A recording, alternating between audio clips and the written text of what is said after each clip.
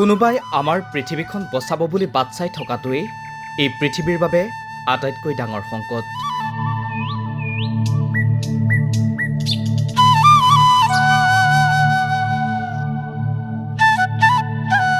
The greatest threat to our planet is the belief that someone else will save it.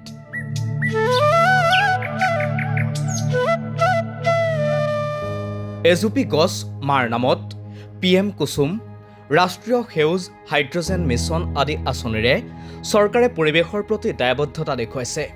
মাজে মাজে অমৃত বৃক্ষ আন্দোলনৰ দৰে কাৰ্যসূচীৰে চমকো দিছে। পিছে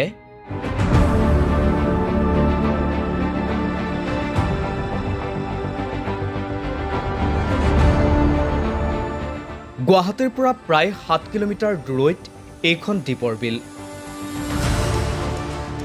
অসমৰ একমাত্ৰ ৰামচাৰ ক্ষেত্ৰ।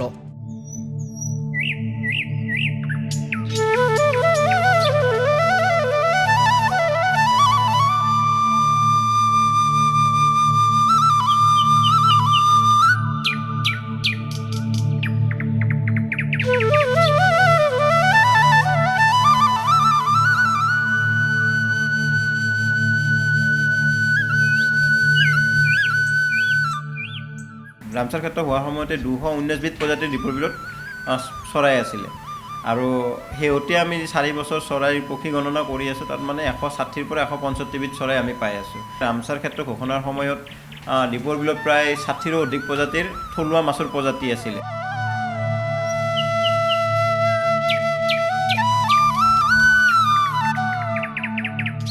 বন বিভাগৰ তথ্য অনুসৰি দীপৰ বিলত প্ৰায় 25ৰ পৰা 105 বিধ চৰাই আছে। সকলো মিলি প্ৰায় 12,500 চৰাই আছে দীপৰ বিলত।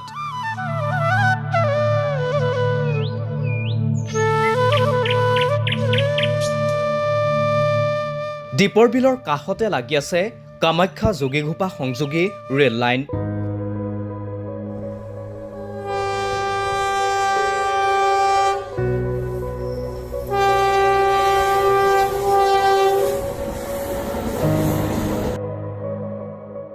এই ৰেলৱে ট্ৰেকটোৰ কাৰণে বিভিন্ন জীৱ জন্তুৰ মৃত্যু ঘটিছিলে আৰু সেই জীৱ জন্তুসমূহৰ ভিতৰত বেছিকৈ মানে আমি এটা কাউণ্ট কৰোৱা মানে হাতী প্ৰায় 15টাকৈ হাতীৰ মৃত্যু হৈছিল আৰু বিভিন্ন জীৱ জন্তু আপোনাৰ জংগল কেট হওক, আপোনাৰ বিভিন্ন সৰীসৃপ হওক, মানে আপোনাৰ যিবিলাক মানে সাপ আছিল, কিং কবৰাকে ধৰি বিভিন্ন মানে সাপৰ প্ৰজাতি এই ৰেলৱে ট্ৰেকত সদায় সঘনাই মানে মৃত্যুমুখত পৰি থাকে। এফালে দীপৰ বিল, আনফালে পাহাৰ আৰু বনাঞ্চল। পাহাৰ আৰু বনাঞ্চলৰ পৰা প্ৰায়ে বন্যজন্তু দীপৰ বিললৈ নামি আহে। তেনে পৰিস্থিতিত কিয় এনে স্পৰ্শকাতৰ এলেকাৰ মাজেৰে পাৰ কৰি নিয়া হ'ল ৰেলৱে ট্ৰেক? ইয়াৰ আৰম্ভণি ঘটিছিল 1989 চনতেই। 1989তে যেতিয়া দীপৰ বিলৰ বন্যপ্ৰাণী অভয়াৰণ্যৰ প্ৰথম প্ৰস্তাৱ হৈছিলে, একে সময়তে এইটো সংৰক্ষণৰ এটা পাৰ্ট আছিলে। একে সময়তে সেই সময়তে মানে দীপৰ বিলৰ যি বৰ্তমান যিটো ৰেলৱে ট্ৰেক আছে, যিটো আজাৰা আৰু কামাখ্যাৰ মাজৰ যিটো ষ্ট্ৰেচ বা কামাখ্যা যোগীঘোপা ৰেলৱে ট্ৰেকৰ যিটো হেৰি আছিল 89তে এই দীপৰ বিলৰ এই পাৰ্টটো কোনফালে যাব কি কৰিব সেই তেতিয়া এটা ৰিপৰ্ট মানে সেই কৰিছিলে। তেতিয়া additional chief secretary HN Das আছিলে আৰু তেতিয়া সেই ৰিপৰ্টৰ আধাৰত বেছ কৰি মানে দীপৰ বিলৰ এই দক্ষিণ পাৰে এই যিটো ৰেলৱে ট্ৰেকটো লৈ যোৱা হৈছিলে।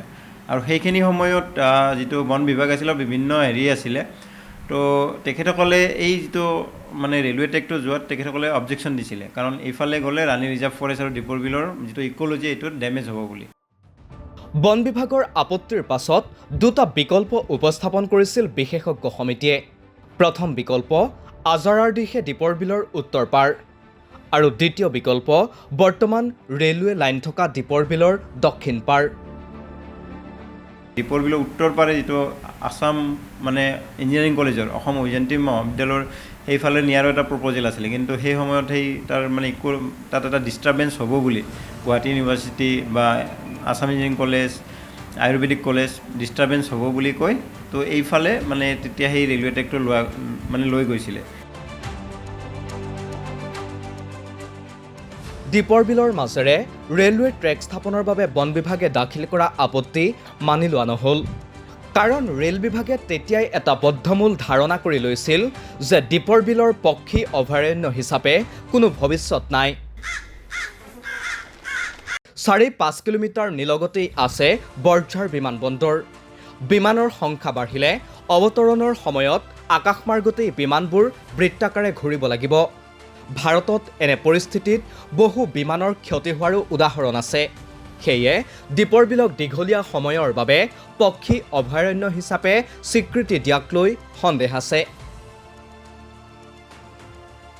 2018 চনত মানে কি হয়, দীপৰ বিলৰ এই ৰেলৱে ট্ৰেকটো ডাবলিঙৰ কাৰণে এটা প্ৰস্তাৱ মানে লোৱা হয়। প্ৰস্তাৱ লোৱা মানে কনষ্ট্ৰাকশ্যন কাম আৰম্ভ ইতিমধ্যে কৰে। আৰু এই ৰেলৱে ট্ৰেকটো যেতিয়া 2018 চনত মানে কনষ্ট্ৰাকশ্যন আৰম্ভ হ'ল, সেই সময়ত বিভিন্ন প্ৰতিক্ৰিয়াৰ সৃষ্টি হ'ল। আৰু 2014 চনৰ পৰা দীপৰ বিলৰ সংৰক্ষণৰ কাৰণে মহামান্য ৰাষ্ট্ৰীয় সেউজ ন্যায়াধিকৰণ এটা ৰাজহুৱা স্বাৰ্থজনিত আবেদন এখন চলি আছিল, যিখন মানে Rohit Choudhury versus union of India বুলি কয়। তো সেইটোৰ লগত এইটো যেতিয়া হৈ গ'ল, তেতিয়া মানে মহামান্য সেউজ ন্যায়াধিকৰণে ডাবলিঙৰ যিটো সেইটো বন্ধ কৰি থ'লে। আৰু হাতী সুৰক্ষাৰ কাৰণে কি মানে ব্যৱস্থা গ্ৰহণ কৰিব, তাক মানে ৰিপৰ্ট আকাৰে ছাবমিট কৰিব ক'লে। এনেকুৱা বিভিন্ন পৰ্যায় গ'ল। 2019 চনত ফিজিবিলিটি ষ্টাডি ৰিপৰ্ট এটা কৰিলে। ষ্টাডি ৰিপৰ্টত এইটো Delhi integrated multimodal transit system বুলি এটা কৰালে। তো তেখেতসকলে এটা 3টা মানে ৰিয়েল এলাইনমেণ্ট মানে অল্টাৰনেটিভৰ কথা ক'লে, য'ত আছে আপোনাৰ এটা উত্তৰ পাৰো, যিটো এটা দীপৰ বিলৰ উত্তৰ পাৰে যোৱা এটা ৰেলৱে ট্ৰেকৰ হেৰিটো আছিলে। আৰু এটা পৰ্চন আছিলে কি দীপৰ বিলত যিটো আপোনাৰ এতিয়া ৰেলৱে ক্ৰছিং আছে, মানে ৰেল গেট দুটাৰ মাজৰ যিটো ৰাণী ৰিজাৰ্ভ ফৰেষ্টৰ অংশ পাহাৰেদি লৈ যোৱাৰ কাৰণে এটা তেখেতসকলে এটা অপশ্যন দিলে, আৰু এটা ভায়োডাক বা আণ্ডাৰপাছৰ কথাটো ক'লে।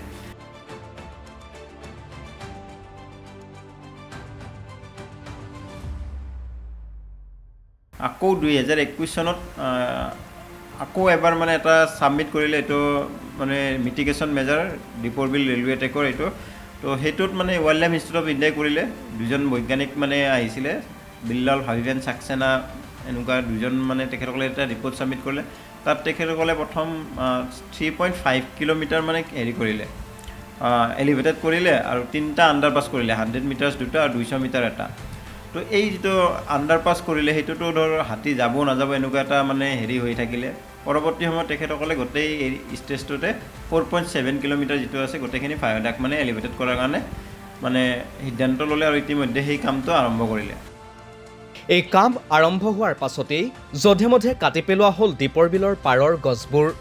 যেতিয়া environmental clearance deputy inspector general of ফৰেষ্টৰ পৰা তেখেতসকলে ল'লে, তাত কিন্তু তেখেতসকলে যিখিনি ধৰ টাৰ্মছ এণ্ড কণ্ডিশ্যন দিছে, তাৰ ভিতৰত মানে গছ যধে মধে নকটাৰ এটা টাৰ্ম এণ্ড কণ্ডিশ্যন ধৰি দিছিলে। ইক'লজিকেল ডিষ্টাৰ্বেঞ্চৰ কথাটো আছিলে, আৰু এনেকুৱা বিভিন্ন টাৰ্ম এণ্ড কণ্ডিশ্যন ধৰি দিছিলে। মানে তাত এক্সপ্ল'ৰ কৰিব দিছিলে পচিবিলিটি অফ ট্ৰেন্সলোকেশ্যন, মানে গছবিলাক ট্ৰেন্সলোকেট কিমান কৰিব পাৰি, আৰু অত্যন্ত নোৱাৰিলে গছ কাটাৰ মানে হেৰিটো আছিলে।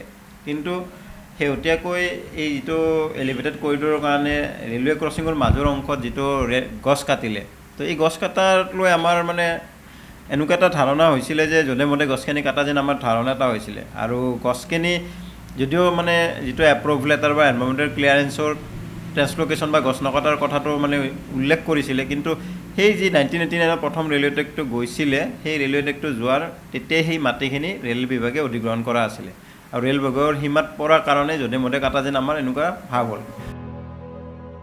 কাৰো কথালৈ ভ্ৰক্ষেপ নকৰি গছ কটাৰ বাবে ক্ষোভিত স্থানীয় লোক। গছবোৰৰ স্থানান্তৰকৰণৰ বাবেও নললে কোনো পদক্ষেপ। প্ৰায় 70-80 জোপামান মানে গছ কাটি দিছে, যিবোৰ গছ এতিয়াৰ নহয়, প্ৰায় 50-60 বছৰতকৈ অধিক হ'ব চাগে সেই গছবোৰৰ আয়ুস। কিন্তু তেওঁলোকে এইবোৰ কটাৰ পৰিৱৰ্তে যদি সদিচ্ছা থাকিলহেঁতেন, তেওঁলোকে নিশ্চয় প্ৰকৃতিপ্ৰেমীসকলৰ ৰাইজৰ আহ্বান শুনি পেলাই এই গছখিনি বৈজ্ঞানিক পদ্ধতিৰে ইয়াৰ পৰা উঠাই নি পেলাই অন্য ঠাইত তেওঁলোকে আকৌ ৰোপণ কৰিব মানে পাৰিলেহেঁতেন। আৰু ইয়াৰে আমি দাবী তথা মানে অনুৰোধ জনাই আহিছিলোঁ, কিন্তু কোনো মানে শুনা নাই। গছ কটাৰ পৰিণতি কি? প্ৰকৃতি ধ্বংসৰ পৰিণাম কি? পাৰিপাৰ্শ্বিকতাৰ মূল্য আমি বুজিছোনে?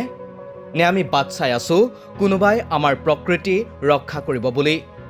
আমি বাট চাই আছো নেকি গছবোৰ কোনোবাই কটা বন্ধ কৰিব বুলি বা দ্বীপৰ বিলখন ৰক্ষা কৰিবলৈ আন কোনোবা এদিন ওলাই আহিব বুলি।